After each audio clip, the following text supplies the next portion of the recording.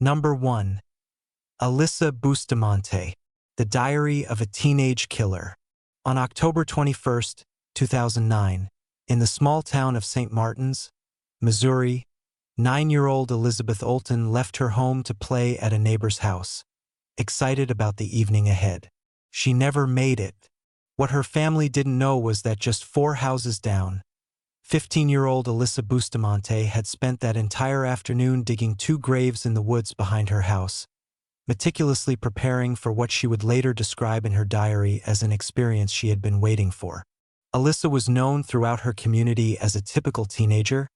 active in church youth groups, popular among her peers, and seemingly well-adjusted despite a turbulent childhood that included being raised by her grandparents after her mother lost custody. She attended school regularly, participated in extracurricular activities, and to anyone observing from the outside, appeared to be navigating the challenges of adolescence with relative normalcy. But beneath this carefully maintained facade, Alyssa harbored dark fantasies about killing someone, intrusive thoughts that had progressed from mere curiosity to detailed planning. On that October afternoon, with 2 freshly dug graves waiting in the secluded woods, Alyssa lured young Elizabeth Olton into the forest under the pretense of showing her something interesting. Once they were alone and far enough from any houses, Alyssa strangled the 9-year-old girl, stabbed her multiple times, and then cut her throat to ensure she was dead. She then dragged Elizabeth's small body to one of the graves she had prepared and covered it with leaves and dirt, leaving the second grave empty, a chilling testament to her intention to kill again. After committing this horrific act, Alyssa returned home, cleaned herself up, and that evening wrote in her diary an entry that would later shock investigators and the entire nation. She described the murder in casual, almost excited terms, writing about how it was an amazing and pretty enjoyable experience,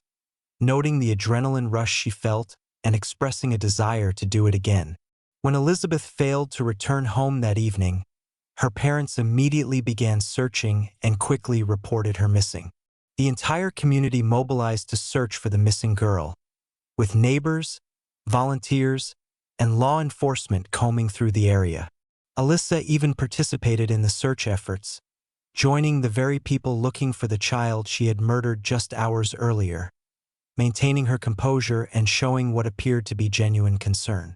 However, investigators soon focused their attention on Alyssa when they learned she had been one of the last people to see Elizabeth alive. When questioned, Alyssa initially denied any knowledge of Elizabeth's whereabouts,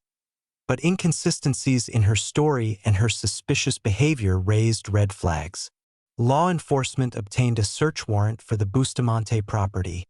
and on October 23, 2009, they discovered Elizabeth's body in the shallow grave in the woods. The discovery led to Alyssa's immediate arrest, and when investigators searched her room, they found her diary with the disturbing entry detailing the murder. They also discovered that Alyssa had been researching different ways to kill people and dispose of bodies in the weeks leading up to the crime, and she had made several concerning posts on her social media accounts about death and violence that most people had dismissed as typical teenage angst or attempts at dark humor. During interrogation, Alyssa eventually confessed to the murder, explaining that she wanted to know what it felt like to kill someone, and that she had chosen Elizabeth simply because she was available and vulnerable. The confession revealed a level of premeditation and callousness that was difficult for investigators and the community to comprehend, particularly given Alyssa's age and outward appearance of normalcy. Psychological evaluations conducted after her arrest revealed that Alyssa suffered from depression and had previously attempted suicide, and there was evidence of cutting and other self-harm behaviors. However, experts also noted elements of her personality and behavior that suggested deeper psychological disturbances, including a lack of empathy, manipulative tendencies, and what appeared to be genuine curiosity about and enjoyment of violence. The case raised difficult questions about how such a young person could commit such a calculated and brutal crime, and whether warning signs had been missed by family members, school officials, and mental health professionals who had interacted with Alyssa. Her defense attorneys argued that her troubled childhood, mental health issues, and adolescent brain development should be considered mitigating factors, while prosecutors emphasized the premeditated nature of the crime and the necessity of protecting the community from someone capable of such violence. In January 2012, after lengthy legal proceedings, Alyssa Bustamante pleaded guilty to second-degree murder and armed criminal action in a plea deal that spared her from facing first-degree murder charges that could have resulted in life in prison without parole. At her sentencing hearing, Elizabeth Olten's family delivered heartbreaking victim impact statements, describing the devastating loss of their daughter and sister and the permanent void left in their lives. Alyssa offered an apology that many found insufficient and unconvincing, stating that she was sorry for what she had done, but providing little insight into her motivations or expressing what seemed like genuine remorse. The judge sentenced her to life in prison with the possibility of parole plus 30 years for armed criminal action, ensuring that she would serve a minimum of 35 years before being eligible for parole consideration.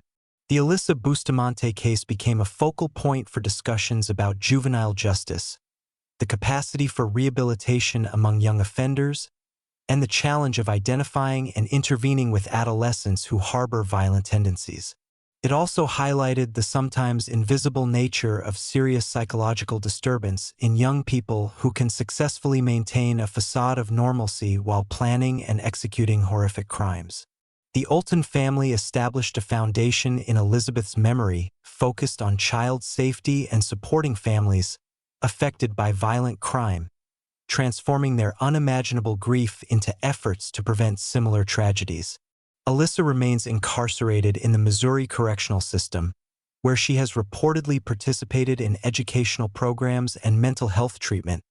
though questions persist about whether someone capable of such calculated violence at such a young age can truly be rehabilitated. The case continues to resonate as a chilling reminder that evil can sometimes hide behind the most ordinary and unsuspecting faces, and that the capacity for violence exists in places and people where we least expect to find it. Number 2. Nehemiah Griego, the pastor's son who shattered his family. In the early morning hours of January 19, 2013, in a quiet neighborhood in Albuquerque, New Mexico, 15-year-old Nehemiah Griego systematically murdered his entire family while they slept, shattering the image of the perfect Christian household that the Griegos had carefully cultivated within their church community. Nehemiah was the eldest son of Greg Griego, a respected pastor who had previously served as a chaplain for the Albuquerque Fire Department and was known throughout the area for his ministry work with gang members, addicts, and others struggling on the margins of society. The family was deeply involved in their local church, with Nehemiah and his 4 younger siblings participating in youth programs and his mother Cindy homeschooling the children and managing the household. To their congregation and neighbors, the Griegos appeared to be a model family, devoted to their faith and to serving others, with no outward signs of serious dysfunction or danger. But Nehemiah harbored secret obsessions with violence and mass murder, spending hours researching school shootings and other massacres online, studying the methods and motivations of killers like those responsible for Columbine, and developing increasingly dark fantasies about committing similar acts. On the night of January 18th, after his father returned home from a church event and the family settled in for the evening, Nehemiah retrieved a .22 caliber rifle from his parents' bedroom where multiple firearms were stored, reflecting his father's comfort with guns and belief in responsible gun ownership. He first went to his parents' bedroom where his mother Cindy was sleeping, placed the rifle against her head, and fired, killing her instantly. The gunshot woke his father Greg, who was sleeping on a different level of the house. But before Greg could fully process what was happening or respond, Nehemiah shot and killed him as well. With both parents dead, Nehemiah then methodically went through the house to the bedrooms where his younger siblings were sleeping: 9-year-old Angelina, 5-year-old Zephania, and 2-year-old JL. He shot each of them execution style, showing no hesitation or mercy despite their youth and vulnerability, and despite whatever relationships and bonds they had shared as siblings. His youngest sister Zephania was shot multiple times, suggesting possible resistance or movement, or perhaps indicating Nehemiah's state of mind as he progressed through this nightmarish sequence. After murdering his entire family, Nehemiah spent several hours alone in the house with the bodies, later telling investigators that he had contemplated his next move and considered various plans. He sent text messages to his girlfriend without revealing what he had done, maintaining a facade of normalcy even in the immediate aftermath of the murders. He also gathered additional weapons from the house, including a semi-automatic rifle, and loaded them into the family's van. According to his later confession, Nehemiah had planned to drive to a populated area, possibly a Walmart or his family's church, and open fire on random people, hoping to achieve the kind of notoriety that came with mass casualty events. However, instead of following through with this plan, he drove to the church where his family worshipped and where he had spent countless hours attending services and youth group activities. When he arrived, he encountered church members and told them about the murders, initially speaking in such a calm and matter-of-fact manner that some people thought he was joking or confused. As the reality of his statements became clear, church leaders contacted law enforcement, and Nehemiah was taken into custody without incident, still calm and cooperative, showing little emotion or distress. When deputies responded to the Griego home,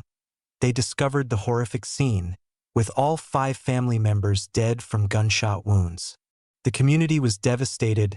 struggling to comprehend how this tragedy could have occurred within a family that seemed so dedicated to faith and service, and how a 15-year-old boy could have killed his parents and young siblings with such apparent coldness. During his interrogation, Nehemiah provided a detailed confession, explaining that he had been having homicidal and suicidal thoughts for some time and had planned the murders in advance. He described his obsession with mass killings and his desire to become famous through violence,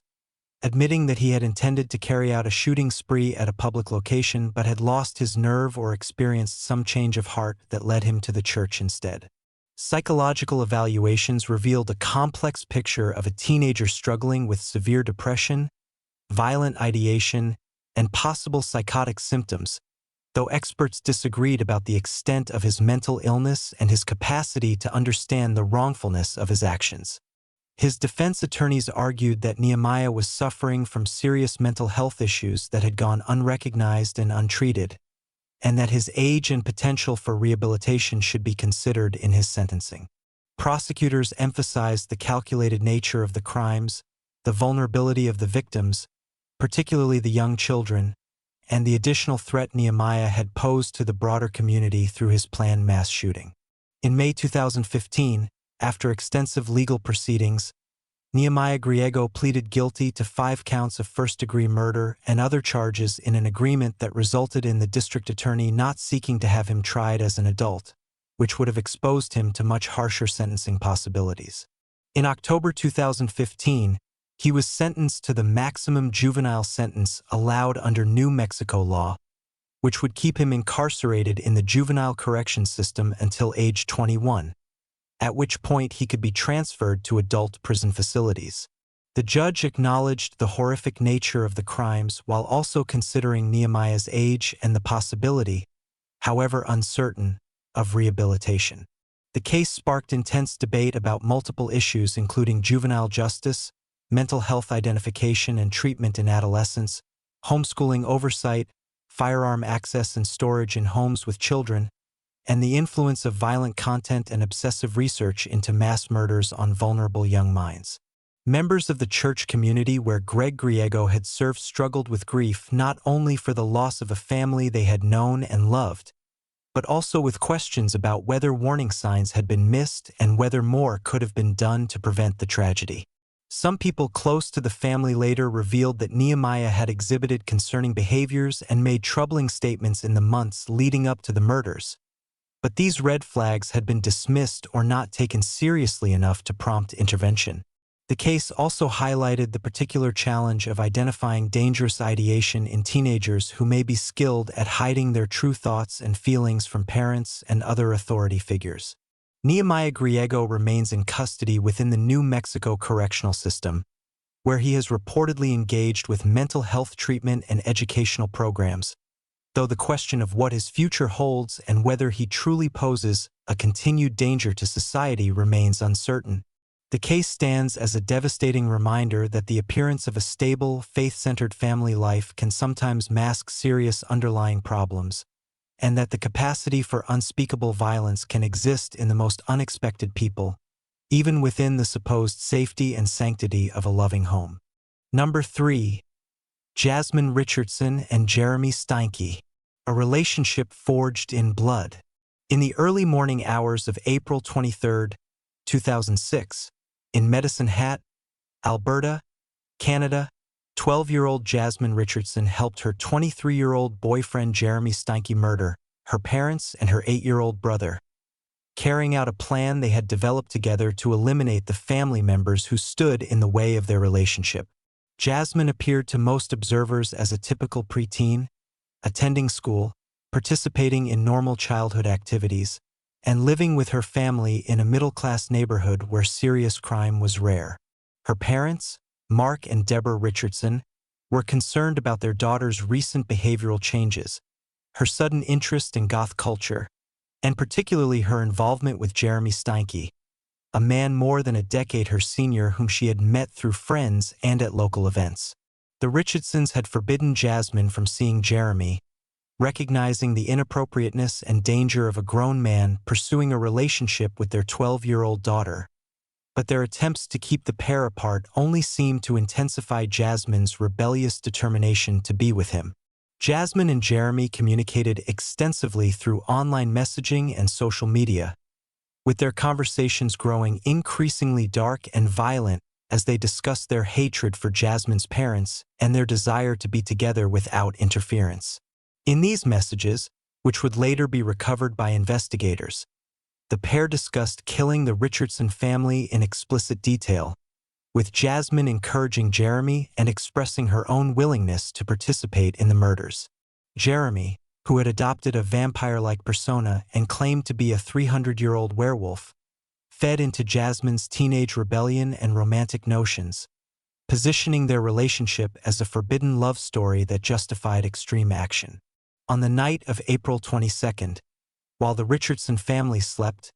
Jasmine opened the basement window of her home to allow Jeremy inside, and together they began their attack. Jeremy went upstairs first, entering the master bedroom where Mark Richardson was sleeping, and stabbed him repeatedly with a knife, killing him in his bed. Deborah Richardson woke during the attack and fought desperately to defend herself and her family, but Jeremy stabbed her multiple times as well, with Jasmine later admitting that she had participated in attacking her mother. The couple then went to the bedroom of Jasmine's 8-year-old brother Jacob, known as JR, where Jeremy stabbed the young boy to death while Jasmine waited nearby or possibly participated, with conflicting accounts emerging about her exact level of involvement in her brother's murder. After the killings, Jasmine and Jeremy fled together, and their behavior in the hours and days that followed demonstrated a shocking lack of remorse or understanding of what they had done. They attended a punk rock concert the night after the murders, stayed with friends, and generally acted as though they were two young people on an adventure rather than fugitives from a triple homicide. When the bodies were discovered by concerned family members who had been unable to reach the Richardsons, law enforcement immediately began searching for Jasmine, initially fearing she had been kidnapped or killed along with her family. However, as investigators examined the crime scene and began interviewing people who knew the family, they quickly learned about Jasmine's relationship with Jeremy Steinke and the conflict this relationship had caused. Within days, both Jasmine and Jeremy were located and arrested, with Jeremy captured in Saskatchewan and Jasmine found hiding with friends who had been helping the couple evade authorities. During interrogation and through the evidence recovered from their online communications, the full scope of the plan emerged, revealing that this was not a sudden crime of passion, but rather a calculated plot that both participants had discussed, planned, and executed together. The case presented extraordinary challenges for the legal system, as Jasmine was only 12 years old at the time of the murders, making her the youngest person in Canada in over a century to be charged with multiple murders. Under Canadian law, she could not be tried as an adult, but the severity of the crimes and her active participation made this case unprecedented. Jeremy Steinke faced first-degree murder charges as an adult, and the evidence against him was overwhelming, including his own admissions, physical evidence from the crime scene, and the electronic communications showing his planning and his willingness to murder a child to maintain his relationship with Jasmine. His trial took place in November 2007, and despite his defense attorneys attempting to argue that he suffered from mental illness and substance abuse issues, the jury found him guilty on 3 counts of first-degree murder. He was sentenced to 3 concurrent life sentences with no possibility of parole for 25 years, one of the harshest sentences available under Canadian law. Jasmine's case proceeded separately under the Youth Criminal Justice Act, which provides different procedures and sentencing options for young offenders. During her trial, prosecutors presented evidence of her active participation in planning the murders and her lack of remorse in the immediate aftermath, while her defense team argued that she had been manipulated and groomed by an adult predator who had exploited her adolescent vulnerability and rebellion. The court heard testimony about the online communications between Jasmine and Jeremy, including messages where Jasmine had written enthusiastically about killing her family and running away with her boyfriend. In July 2007, Jasmine was found guilty of 3 counts of first-degree murder, but as a juvenile, her sentencing was limited by Canadian law. She received the maximum sentence available for a young offender, 10 years, consisting of 4 years in a psychiatric institution followed by 4.5 years under conditional supervision in the community, and 18 months of conditional supervision afterward. The sentence sparked controversy, with many people, particularly the extended Richardson family members, feeling that 10 years was grossly inadequate for someone who had participated in murdering 3 family members, including a young child. Others argued that Jasmine's age,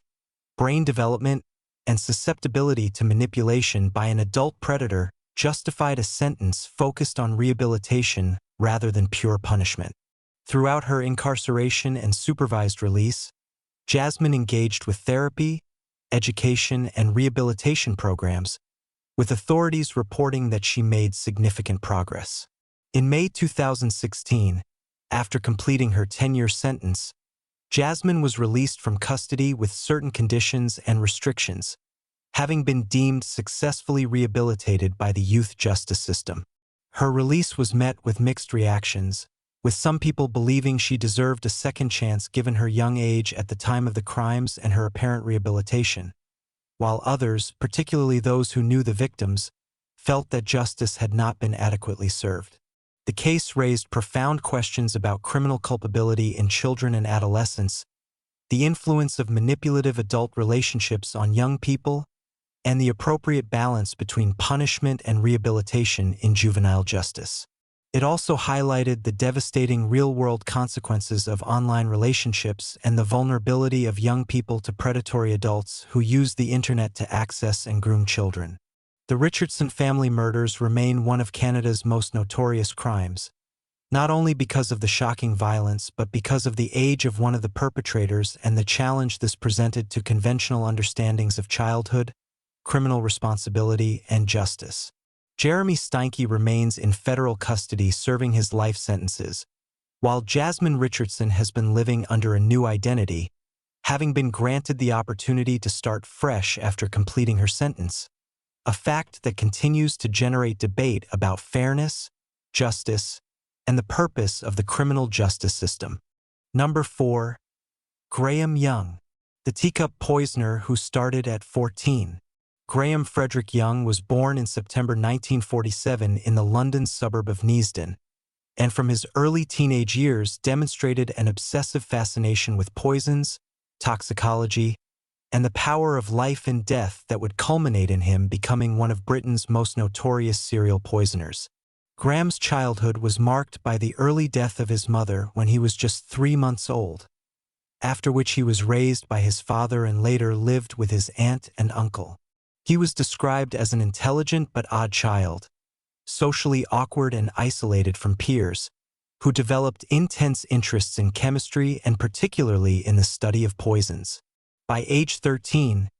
Graham had begun reading advanced chemistry texts and studying the effects of various toxic substances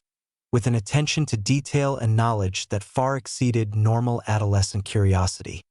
He was particularly fascinated by the cases of famous poisoners throughout history and began experimenting with toxic substances, initially on animals and then, chillingly, on members of his own family. In 1961, when Graham was just 14 years old, he began systematically poisoning his stepmother Molly Young, his father, his sister, and his friend Christopher Williams, using various substances including antimony and digitalis that he had acquired through careful manipulation and deception. He would slip these poisons into their food and drinks, then observe and record the symptoms they experienced with the detached interest of a scientist conducting experiments, showing no apparent remorse or concern for their suffering. His stepmother Molly became seriously ill with symptoms that doctors initially struggled to diagnose, experiencing severe vomiting, stomach pains, and progressive weakness that worsened over several months. Despite repeated medical consultations, physicians treating her did not initially suspect poisoning and instead diagnosed her with various ailments, prescribing treatments that proved ineffective because they were not addressing the actual cause of her illness. As Molly's condition deteriorated, Graham continued to poison her with increasing doses, and in April 1962, she died in the hospital, with the official cause of death recorded as prolapsed backbone and bone marrow dysfunction, completely missing the fact that she had been murdered by her teenage stepson. Graham showed little emotion at his stepmother's funeral and in fact seemed energized rather than saddened by her death, continuing his poisoning activities with other family members and his friend.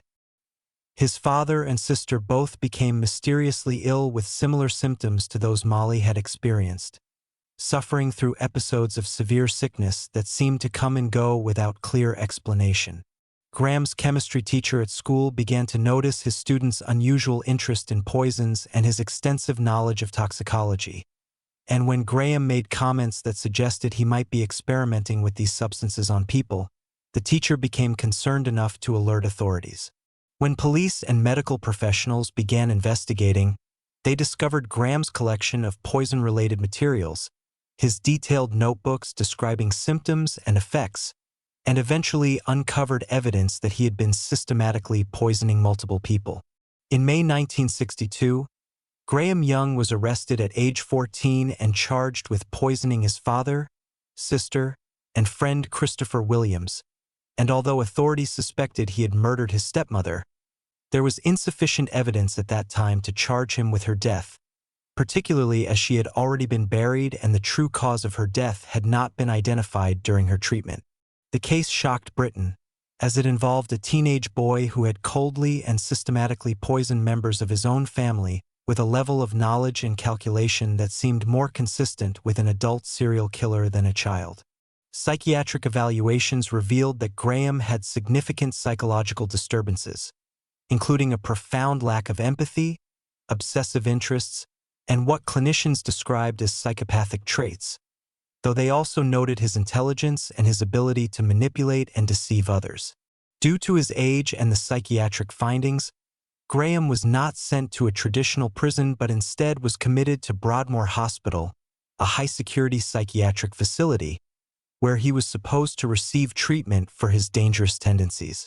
During his time at Broadmoor, Graham continued to study poisons and toxicology, with hospital staff incredibly and negligently allowing him access to chemistry books and materials, apparently not fully grasping the extent of his dangerous obsession or the risk he would pose if released. He also allegedly poisoned fellow patients at Broadmoor using substances he managed to obtain within the facility,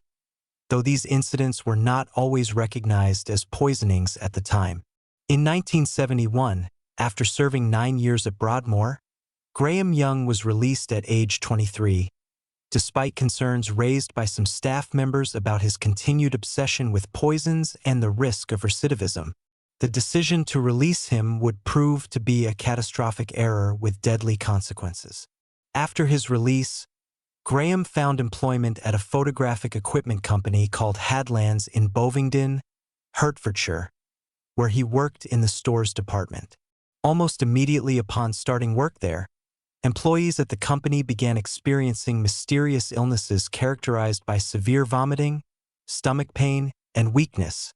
symptoms that were initially attributed to a virus or environmental contamination at the facility. Graham had resumed his poisoning activities, using thallium to poison his coworkers, carefully administering the substance in tea and coffee, and once again observing and recording the effects with scientific detachment. Over the course of several months in 1971,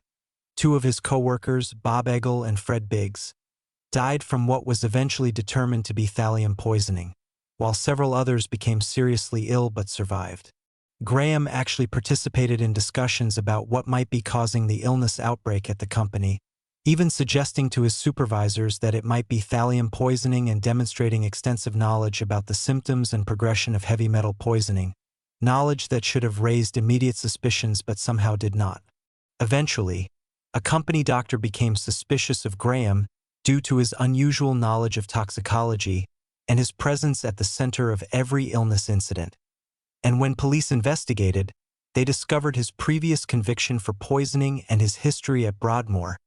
information that had not been disclosed to his employer when he was hired. Graham Young was arrested in November 1971 and subsequently charged with 2 murders, 2 attempted murders, and 2 administrations of poison. His trial took place in June 1972 at St. Albans Crown Court, where the prosecution presented overwhelming evidence of his poisoning activities, including testimony from survivors, forensic evidence of thallium in the victim's systems, and Graham's own suspicious behavior and statements. The defense attempted to argue that Graham was mentally ill and should not be held fully responsible for his actions, but psychiatric experts testified that while he had serious personality disorders, he understood the nature and wrongfulness of his acts and had acted with clear intent and premeditation. The jury found him guilty on all counts, and he was sentenced to life imprisonment with a recommendation that he serve at least 15 years, though it was understood that he would likely never be released given the persistent danger he posed. The case raised serious questions about the psychiatric system's handling of dangerous offenders, the decision-making process that had led to Graham's release from Broadmoor, and the failure to adequately monitor him or warn his employers about his history. It also highlighted the devastating consequences of system failures in protecting the public from individuals with known dangerous tendencies and obsessions. Graham Young spent the remainder of his life in prison, where he reportedly continued to study poisons and maintained his obsessive interest in toxicology until his death from a heart attack in Parkhurst Prison in August 1990 at the age of 42. The investigation into his crimes also led authorities to exhume his stepmother Molly's body, and analysis confirmed that she had indeed been poisoned with antimony, meaning Graham had successfully murdered her when he was just 14 years old and had literally gotten away with murder for years until his later crimes led investigators back to this earlier death. The Graham Young case remains one of the most disturbing examples of a teenage poisoner who demonstrated adult-level calculation and persistence in his crimes, and whose lack of empathy and obsessive fascination with death made him dangerous from adolescence onward, raising troubling questions about whether such individuals can ever be truly rehabilitated or whether public safety demands permanent incapacitation regardless of the offender's age when their dangerous tendencies first emerge. Number 5. Brenda Spencer. I don't like Mondays. On the morning of January 29, 1979, in San Diego, California, 16-year-old Brenda Spencer opened fire on students and faculty at Cleveland Elementary School, located directly across the street from her home, killing 2 adults and injuring 8 children and 1 police officer in an attack that would inspire the famous Boomtown Rats song, I Don't Like Mondays, and mark one of the first modern school shootings carried out by a female perpetrator. Brenda lived with her father in a modest house in a working-class San Diego neighborhood, her parents having divorced when she was young, and neighbors and classmates described her as a troubled, isolated teenager who had few friends and often seemed angry or depressed. She had a history of behavioral problems and reportedly abused alcohol and drugs, and there were allegations, though never proven, that she had been sexually abused by her father, which some people later pointed to as a possible contributing factor to her psychological problems and violent behavior. For Christmas 1978, just weeks before the shooting, Brenda's father gave her a Ruger 10/22 semi-automatic rifle and 500 rounds of ammunition, a gift that many people would later question given that Brenda had expressed dark thoughts and had told people she had fantasies about shooting police officers and causing mayhem. On that Monday morning, children and teachers were arriving at Cleveland Elementary School for the start of the school day, going about their normal routines with no indication that anything was wrong. Brenda, who had dropped out of school and was not working, positioned herself at a window in her home with the rifle her father had given her and began firing at people in the school's courtyard and at those arriving for the day. Her first victims were Burton Ragg, the school principal, and Michael Sucher, the head custodian, both of whom were struck by bullets as they tried to help children get to safety and provide aid to those who had been wounded. Principal Ragg died attempting to shield children from the gunfire, and Custodian Sucher was killed as he tried to pull wounded students out of the line of fire, both men giving their lives in acts of extraordinary courage and self-sacrifice. 8 children between the ages of 6 and 12 were also shot and wounded, though fortunately none of them died, largely because of the quick actions of teachers and other adults who rushed students to safety despite the ongoing gunfire. As police responded to the scene and surrounded Brenda's house, she barricaded herself inside and continued to fire sporadically at officers and anyone who tried to approach the school, creating a standoff that lasted for several hours. During this time, a journalist from the San Diego Evening Tribune managed to contact Brenda by telephone, and in a conversation that would become infamous, he asked her why she was shooting at children and teachers. Her response, delivered in a calm and almost bored tone, was chilling in its casualness. "I don't like Mondays. This livens up the day. I have to go now. I shot a pig, I think, and I want to shoot more." When asked if she had any remorse or if she understood the severity of what she was doing, she seemed indifferent, treating the situation as though it were some kind of game or entertainment rather than a murderous attack on innocent children and adults. After hours of negotiation, Brenda eventually surrendered to police without further violence, and she was taken into custody and charged with 2 counts of murder and assault with a deadly weapon. The investigation into the shooting revealed that Brenda had been planning the attack for some time, had told friends and classmates about her violent fantasies, and had even made statements suggesting she wanted to be famous or notorious, though whether these warnings were taken seriously or dismissed as teenage bravado remains unclear. Psychiatric evaluations conducted after her arrest painted a picture of a deeply troubled young person with depression, possible personality disorders, and a history of substance abuse, though experts disagreed about the extent of her mental illness and whether it rose to the level of legal insanity. During her trial, her defense attorneys argued that Brenda suffered from significant mental health problems, had a traumatic home life, and should be treated as a mentally ill person rather than simply a criminal. While prosecutors emphasized the premeditated nature of the attack, the deaths of 2 heroic men who had tried to protect children, and the lasting trauma inflicted on the young victims and the entire school community. In April 1980, Brenda Spencer pleaded guilty to 2 counts of murder and assault with a deadly weapon in a plea agreement that spared her from facing trial,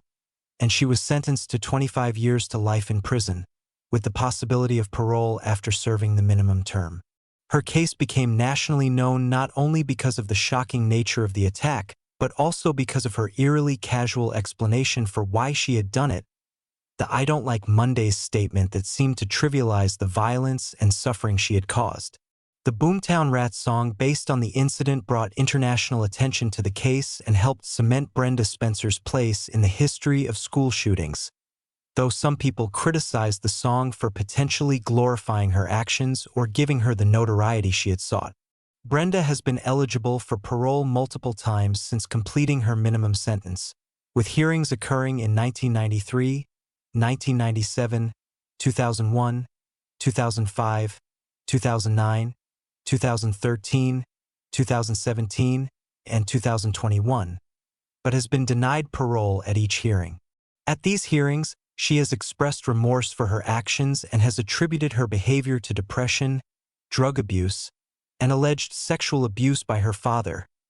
though the parole board has consistently determined that she still poses a danger to public safety and that her release would not be appropriate given the severity of her crimes and the ongoing trauma experienced by survivors and victims' families. Survivors of the shooting and family members of Burton Ragg and Michael Sucher have appeared at parole hearings to oppose her release,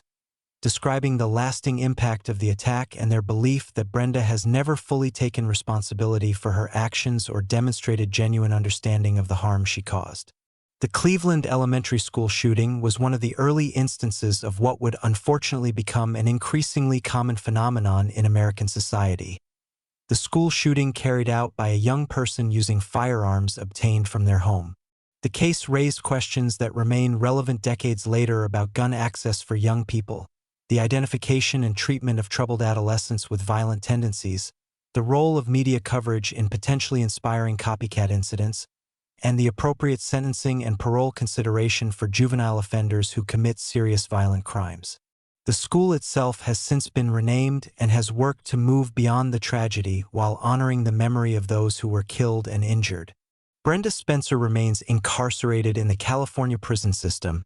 where she will continue to face parole hearings periodically, though based on the pattern of denials and the opposition from victims' representatives,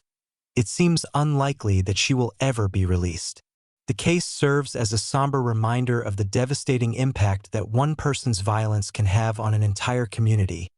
the heroism that ordinary people can display in moments of crisis, and the complex challenges involved in understanding and responding to youth violence in a way that balances accountability, public safety, and the possibility of human change and redemption.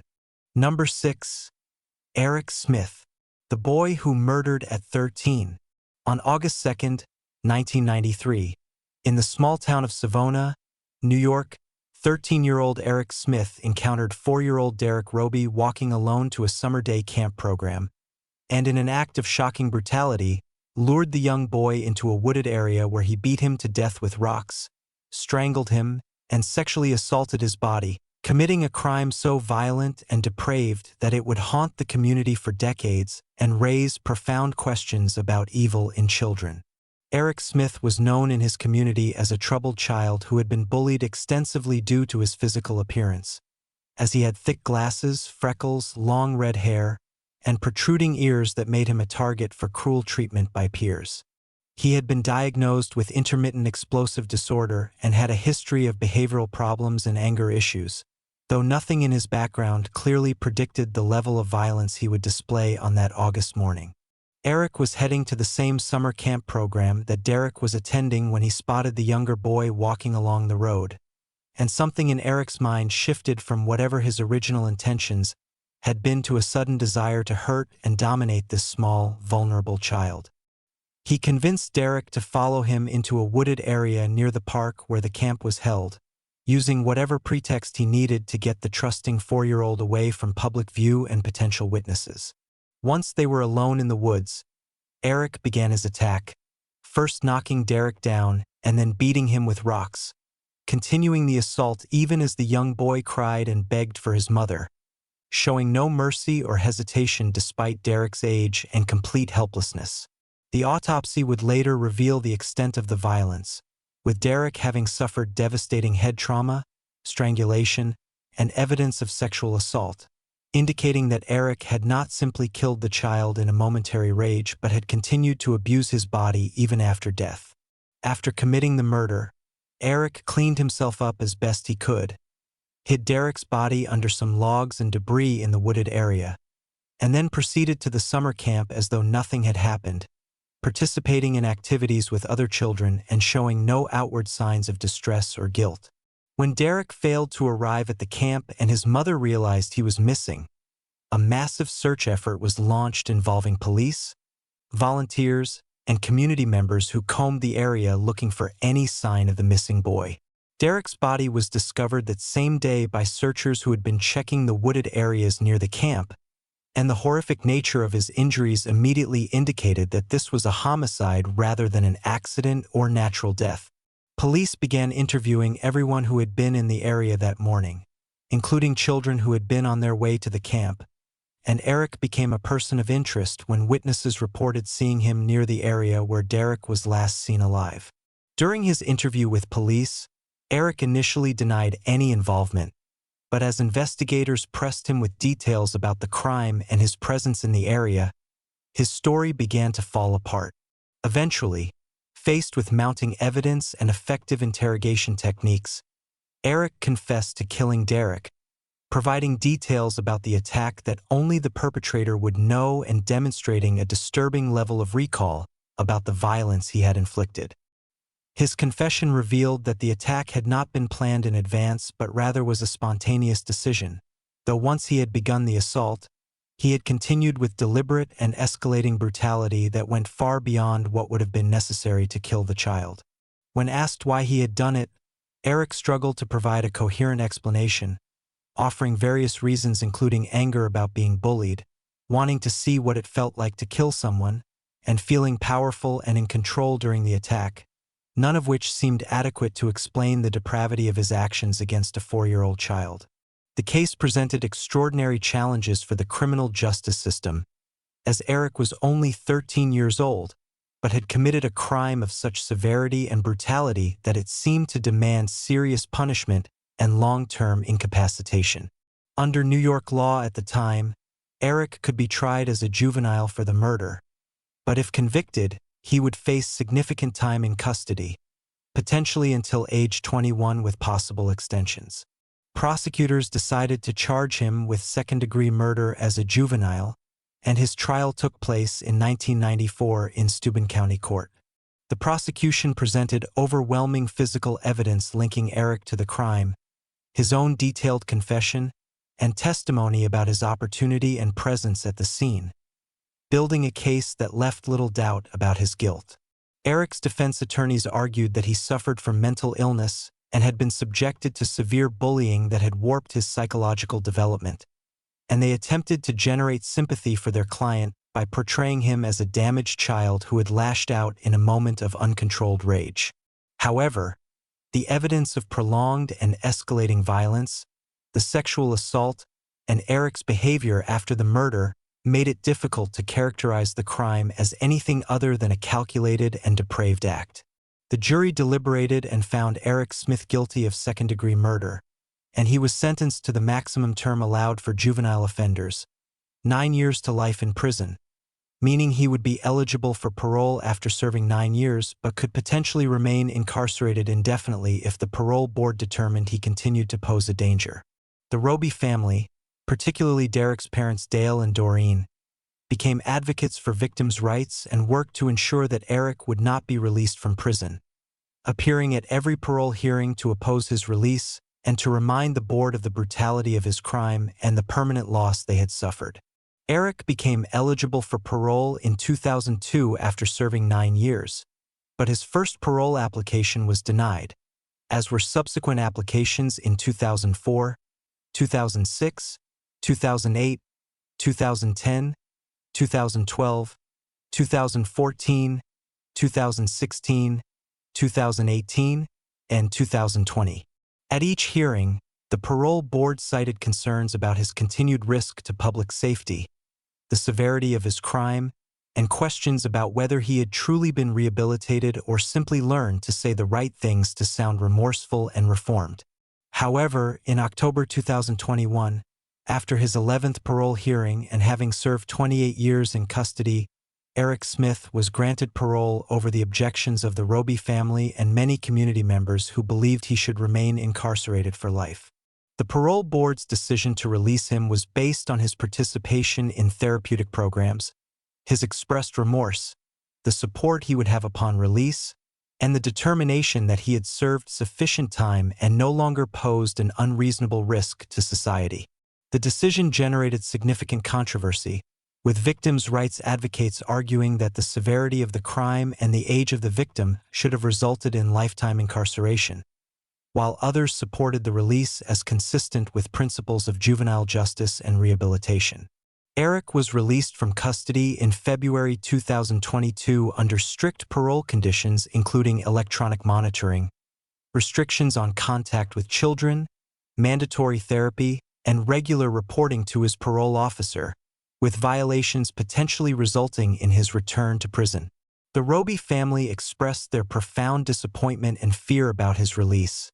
and they continue to live with the permanent loss of their son and the knowledge that his killer is now free. The Eric Smith case remains one of the most disturbing examples of extreme violence committed by a child against another child,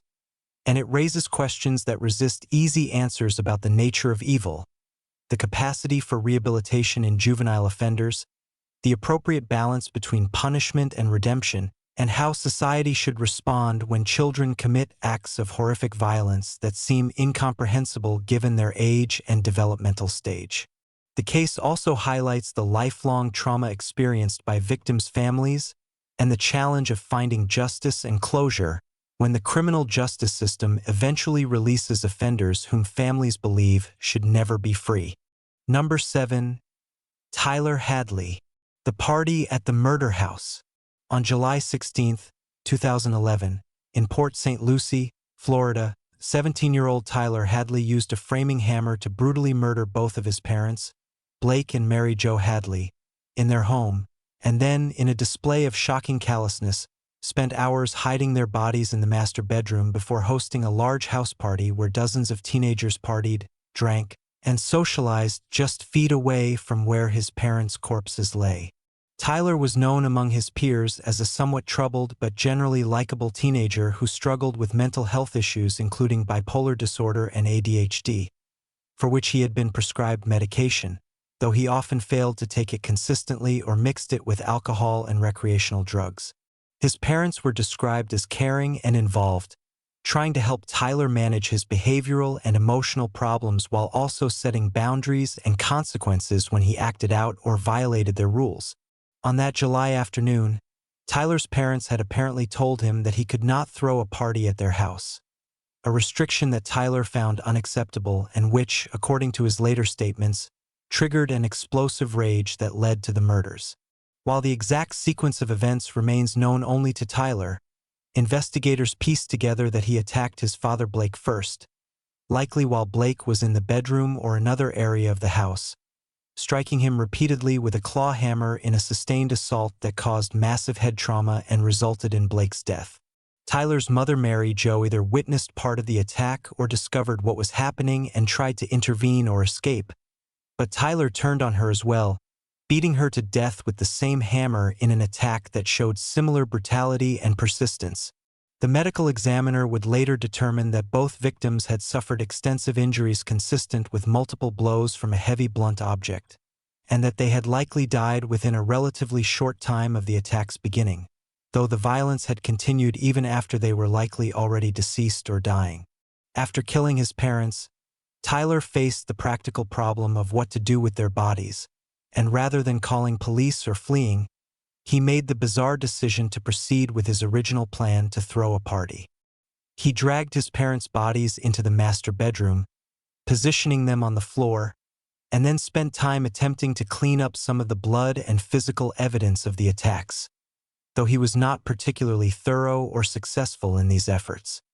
He then moved furniture around to partially obscure the bodies and locked the bedroom door, and he began using social media and text messages to invite people to his house for a party, spreading the word that his parents were out of town and that everyone was welcome to come over, drink, and have a good time. As evening approached, teenagers began arriving at the Hadley home, and Tyler played the role of host, greeting people, directing them to drinks and music, and generally acting as though nothing was wrong. Witnesses later reported that Tyler seemed hyper and somewhat manic during the party, drinking heavily and using drugs, and that he made several strange comments that some people dismissed as Tyler being his usual odd self, including cryptic references to having done something big and life-changing. One friend, Michael Mandel, became suspicious when Tyler pulled him aside and made disturbing comments that suggested he had hurt or killed his parents. And when Michael pressed him for details, Tyler eventually admitted that his parents were dead inside the locked bedroom. Michael was initially unsure whether to believe Tyler, given his history of saying outrageous things for attention, but Tyler's insistence and the details he provided convinced Michael that something terrible had actually happened. Rather than immediately calling police or leaving the party, Michael stayed for a while longer, apparently in shock or uncertain about how to respond. And it wasn't until the next day that he contacted authorities and reported what Tyler had told him. Police responded to the Hadley home on the morning of July 17th and found evidence of the party, including empty alcohol containers, drug paraphernalia, and general disorder throughout the house. When officers forced entry into the locked master bedroom, they discovered the bodies of Blake and Mary Jo Hadley exactly where Tyler had left them the night before, covered with household items in a futile attempt at concealment. Tyler was immediately taken into custody and transported to the police station for questioning, and during his interrogation, he confessed to killing his parents with a hammer, providing details about the attacks and explaining his decision to throw the party afterward. His explanation for the murders was shockingly mundane. He said he was angry that his parents had told him he couldn't have people over, and that he had just snapped and decided to kill them so they couldn't control him anymore. He showed limited emotional response during the interrogation, seeming more concerned about the legal consequences he would face than about the fact that he had murdered his own parents. The case shocked the Port St. Lucie community and garnered national attention due to the particularly disturbing detail of the house party occurring with the victims' bodies present, a macabre element that seemed to indicate profound psychological disturbance or complete lack of empathy. Investigators examined Tyler's mental health history and found that he had been diagnosed with several conditions and had been prescribed medications that, when not taken properly or when mixed with alcohol and drugs, could potentially affect his judgment and impulse control. However, the evidence also suggested significant premeditation and calculation, as Tyler had made deliberate choices to hide the bodies, invite people over, and maintain the facade of normalcy throughout the evening, actions that indicated awareness of wrongdoing and attempts to avoid detection. His defense attorneys argued that Tyler suffered from severe mental illness that had been exacerbated by his failure to consistently take his prescribed medications and his substance abuse,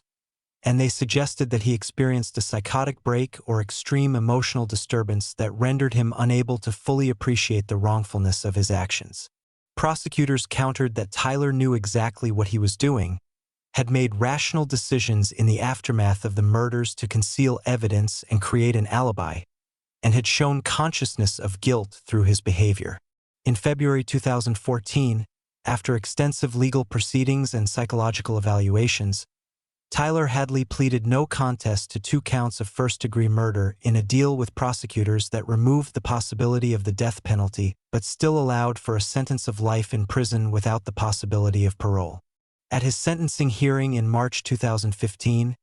family members and friends of Blake and Mary Jo Hadley delivered emotional victim impact statements describing the devastating loss and the horror of knowing that Tyler had partied with his friends while his parents lay dead in their bedroom. The judge sentenced Tyler to 2 concurrent life sentences without the possibility of parole, ensuring that he would spend the rest of his life in prison for the murders. The Tyler Hadley case raised important questions about adolescent mental health treatment, medication compliance, substance abuse in teenagers, and the warning signs that might indicate a young person is at risk of committing violence. It also highlighted the challenge of distinguishing between mental illness that genuinely impairs criminal responsibility and psychological problems that may contribute to criminal behavior but do not excuse it. Several teenagers who attended the party later expressed guilt and confusion about having been present in the house while the murders had just occurred, and some reported experiencing trauma from learning that they had been partying near the crime scene without knowing what had happened. The case became the subject of books, documentaries, and extensive media coverage, with particular focus on the disturbing juxtaposition of typical teenage party behavior with the horrific violence that had preceded it. Tyler Hadley remains incarcerated in the Florida prison system, where he will spend the rest of his life, and the Hadley family home, which became known as the Murder House Party location, has since been sold and now belongs to new owners attempting to move past the property's dark history. The case serves as a chilling reminder that sometimes the most horrifying violence occurs in seemingly ordinary suburban homes, perpetrated by young people who may appear troubled but whom nobody expects to be capable of murder, and that mental illness, substance abuse, and family conflict can combine in unpredictable and devastating ways. Number 8. Zachary Davis, the brother who killed his stepbrother. On February 14, 2015, in Denton, Texas, 17-year-old Zachary Davis stabbed his 4-year-old stepbrother Benjamin Cervera to death in the family bathroom, committing a murder so brutal and senseless that it shocked the local community and raised troubling questions about his mental state and whether warning signs had been missed. Zachary lived with his mother's boyfriend Alberto Cervera, and Alberto's young son Benjamin in what appeared from the outside to be a blended family working to make their household function despite the normal challenges that come with merging families. Zachary had a history of mental health issues and behavioral problems, and he had previously been hospitalized for psychiatric evaluation and treatment, though he was living at home at the time of the murder. On Valentine's Day 2015, while the adults in the home were occupied with other activities, Zachary lured 4-year-old Benjamin into the bathroom under some pretext, and once they were alone, he attacked the small child with a knife, stabbing him repeatedly in the abdomen, chest, and neck in an assault that demonstrated deliberate intent to kill rather than momentary rage or accidental injury. The attack was savage and sustained, with the medical examiner later determining that Benjamin had been stabbed more than 20 times, including defensive wounds on his hands that indicated the little boy had tried to protect himself from the onslaught. After killing Benjamin, Zachary left the bathroom and went to his bedroom, where he remained until his mother and Alberto discovered Benjamin's body and called 911 in a panic. When police arrived at the scene and found the murdered child, they immediately focused their investigation on Zachary, who was the only other person who had been alone with Benjamin before his death. During his initial interview with detectives, Zachary claimed that he had no knowledge of what had happened and suggested that perhaps Benjamin had hurt himself accidentally, but the nature and number of the stab wounds made it immediately clear that this was not an accident or self-inflicted injury. As investigators continued to question him and present evidence that contradicted his denials, Zachary eventually confessed to killing Benjamin, though he struggled to provide a coherent explanation for why he had done it. He told police that he had heard voices commanding him to kill his stepbrother, and that he had felt compelled to obey these voices even though he knew what he was doing was wrong. This claim of auditory hallucinations and command voices raised questions about whether Zachary was experiencing psychotic symptoms at the time of the murder or whether this was a fabricated excuse to avoid responsibility for his actions. The investigation revealed that Zachary had a documented history of mental health problems including depression, behavioral issues, and possible psychotic symptoms, and that he had been prescribed psychiatric medications that he may not have been taking consistently in the period leading up to the murder. However, investigators also found evidence on Zachary's electronic devices that suggested he had been researching violence, murder, and how to get away with killing someone, searches that indicated planning and premeditation rather than a sudden psychotic break or impulsive act.